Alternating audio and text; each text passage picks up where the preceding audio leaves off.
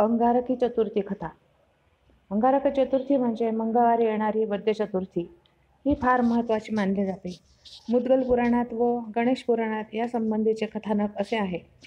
अवंती नगरीत वेदवेत्ते व सद्गुरू अग्निहोत्री ऋषी भारद्वाज राहत होते. ते गणेश भक्त होते.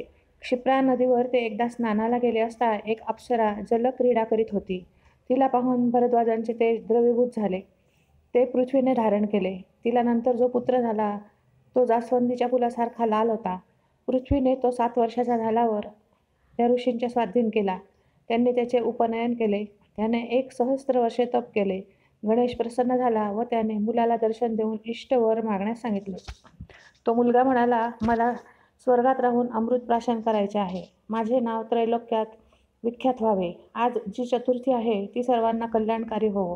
गणेशाने त्याला वरदान दिले. मुला, तुझे नाव भूमिपुत्र म्हणून भौम, अंगारकासारखा तू लाल आहेस म्हणून अंगारक व शुभ करण्याची तुला शक्ती असेल म्हणून मंगल असेही प्रसिद्ध होईल.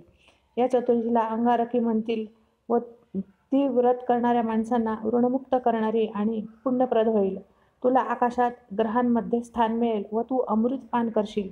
तो वार मंगळवार व ती चतुर्थी माघातील वद्य चतुर्थी होती.